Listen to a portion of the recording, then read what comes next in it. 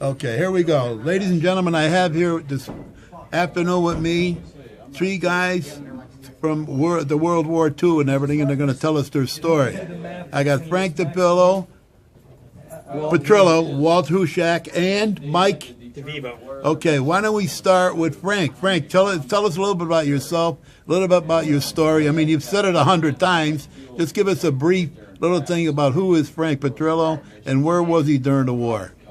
Frank Petrillo. Talk up a little bit, Goomba. Frank Petrillo was.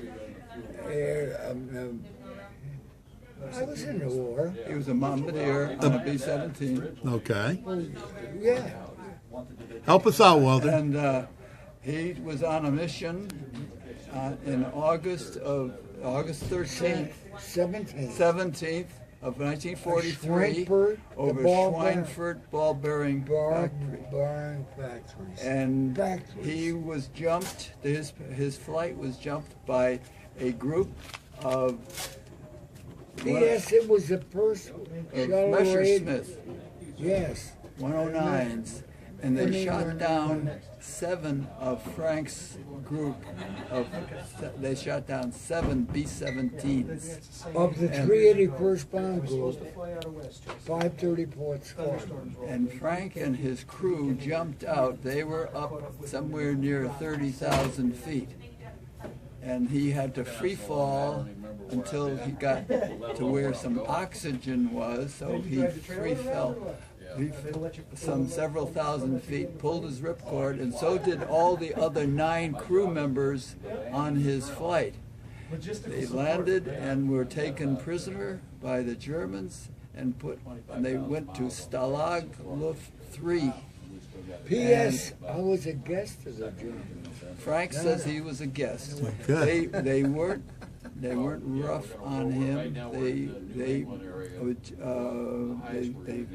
followed the Geneva Convention, and we might add that everyone knows probably what the Great Escape, the movie, that was patterned after Stalag Luft 3.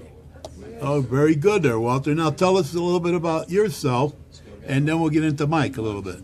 Well, I was on the other side of the world in the Pacific, and a pilot on a B-24, and in the 7th Air Force, and stationed on Saipan. We were flying missions up to, at that time, it was when we got there was January of '45, and the war was really, we didn't know, winding down to close because it ended in August of '45.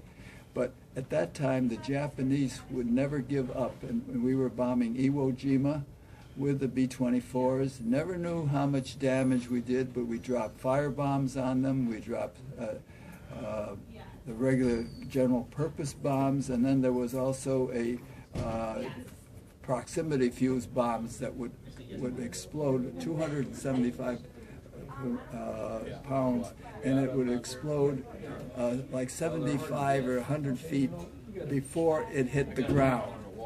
And we never knew how much damage it did, but we were there on the final landing of the Marines on February 19th, 1945. Very good. Mike, why don't you tell us a little bit about yourself and your story? Well, I live in Waterbury. I was with the Marine Corps, and it was in Vietnam in 1969. I was in a 60-millimeter mortar crew. We're about southwest of Da Nang by a few miles, and we did sweeping operations and patrols in that area. And I came back. I was in a machine gun squad, and then after that, I did get out. So I live in Waterbury. Right now, I run a safety consulting business called J&M Safety Consulting out of Waterbury, and I'm involved in various veterans activities and with the VFW and so forth. Well, we want to thank you all for all your services. Hang on 1 minute. Frank raised his hand. He wants to tell us something else here. Go ahead, Frank.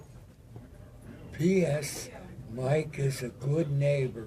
He's a neighbor of mine. Oh, very good. Next door neighbor. Mary Joy S. Hello, Joy. Hey, Frank, your bombs always hit the ground. That's what you always said. Oh, yeah, I hold a record. The bombs hit the ground. The only thing you guys didn't have up there is a glass of wine when you were dropping them bombs. Oh, let's close this out then a little bit. Walter, how many missions have you had? We had 7. 7 missions, and thank God all your crew always came back, huh? Yes. And Mike, tell us about one of your great experiences. I guess just being with the people I was with. Being with the people. And Frank, we know what your greatest experience was, being in that camp, that Stagland camp. That I guess who was it? That was McQueen that did that movie. Yes. That was the same movie that McQueen did. Well, you weren't in the movie. You were in the real thing. No, I was too ugly to put in a movie. But the one thing at that time, they didn't shoot the paratroopers down, did they? You guys got by. I mean, they could have shot you down when you paratrooped. Actually, Oh, a flight of 3, the leader and the 2 wingmen, popped a high ball at lower level. Maybe Well, they were in the parachute. 65. The Germans saluted them. the Germans saluted you. Isn't that something? That was good, huh? Yeah. Now, we got a young guy behind us that wants to hear your experiences, gentlemen. Let him sit in on us, because he's too young to know the way the war was, but he wants to share the experience with you guys. Come on in, son. Stay there, Walter. We're going to... Yeah. My great uncle was Colonel Henry Musey in the Marine Raiders during the Great Escape, and I know quite a bit about World War II because of that. Oh, good. Well, then maybe Walter can share that with you. And Frankie, go ahead. Tell us about what you know. He was just talking about Where were history. you from? I'm from Naugatuck, Connecticut, right Okay. near Waterbury. Okay. But I read a lot of books. Well, that's what Walter was talking about earlier, about history, about you kids learning about the stuff in the war and what these guys went through to keep America great the way it is today. Why don't you share that with Walter and Frank? I go with some other veterans into the schools, like Southington schools, and in the area, and while we go there and tell about our experiences. But what is history? And a young man a junior in the high school, we were asking him, and he said, "How can you carry out your responsibilities as a citizen if you don't know history?" And what was history going to do for you? It's going to tell you where we came from, how we got here, the mistakes we made along the way, and are we heading in the right direction? And usually in high school, you're getting out of high school and you could become a voter at 18. And how can you vote intelligently if you don't know your history? Very good. Mike, you want to share a little bit with him on your history? And when I asked You Mike... probably know your uncle's, there was a movie about your uncle, Yep. right? I have it actually. And that was a Japanese raid on the, what did they do? They helped some guys escape from the Japanese. 500 POWs. That's quite Wow, a so story. if you could get us a copy of that, I'd be like to put it on. Can we get a copy of that? Ask your uncle. My great uncle. Yeah. Oh, no. Who's got the movie? Is it available anywhere?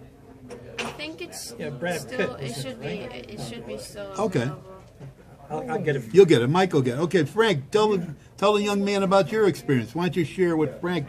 He jumped out of an airplane, and go ahead, Frank. These are great stories. How's it going? Good. How are you doing, guys? Good. We were up at the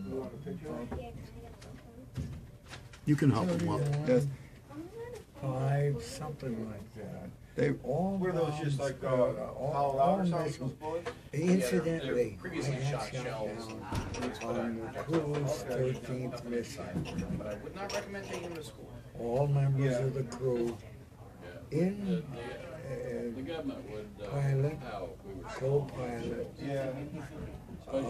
bombardier, navigator up in the nose, ball turret, and that I flew a practice mission. And you talk about claustrophobia. But the important thing is he's going to tell you is that he was on a mission with other B-17s in August of 1943, and they were in 7 of his aircraft, 7 B-17s, including Mike's, were shot down by Messerschmitt, German Messerschmitt, and they had to bail out at 30,000 feet, and they parachuted, and they all lived to tell the story, but they were interned. They were captured when they hit the ground by Germans, and they were interned at Stalag Luft 3. And then the movie The Great Escape was written. Correction, please. The enlisted officers were selected to go, or went to one camp, and there were 4 officers aboard B-17, and 6 enlisted people. Go ahead, Walter. Oh. Well, it was, if you say 7 B-17s out of one squadron, but there was multiple squadrons, so I think they lost about 70 aircraft. 70 aircraft. It was the first raid of the war, August 17th, 1943. This guy looks familiar. I don't know who he is, man. Anyway, how old are you, son? I am 13 years old. You're 13. And Frank, how old were you? And Mike, how old were you guys when you went in the service? 19. You were 19, and Frank, how old were I was you? about 23, 24. Okay, and here are But you. by the time I got through flying school, you know. Yeah. And Walter, you know, you're in a hurry. How many more you? How old were you when you went in the military? I was 19. 19, and you're 13. So look at the relation, the history that he could tell you about. 6 years later, you could have been Walter Hushak. You never know. Now, you're interested in military, you're interested in pilot and everything else, right? And you do a lot of history yourself. Maybe you could share quickly with the 3 gentlemen here what you do. Well, I am very interested in learning about World War II, and I feel like it's important in U.S. history by a lot, and military history in general is very important because it shows, what our country went through, why and how we got here. Yeah, so it's very important you be in touch with gentlemen like this, Yep. and you kids, share and respect of what they've been through. Thank you. I couldn't say. Thank you, gentlemen. Thank you. Thank you. What's your name? All right, Frankie. Nicole. I live in Naugatuck. All right. Okay, Walter. What's your last name? Thank you. This is Nick Cautious signing off here over here at Oxford Airport. Hope you enjoy this, and I will be putting this on Facebook. Thank you. It's going to be on your Facebook? Yeah, do you have my site, Mike? Facebook, Nick Cautious. Okay, I'll find it. Frank, we got to go down. They're looking right. for you. Oh, there, Nick, thank you very much. Hey, no problem. Take care. Okay. All right, Goomba. Gracias. Goodbye. Goomba. Where do these chairs go?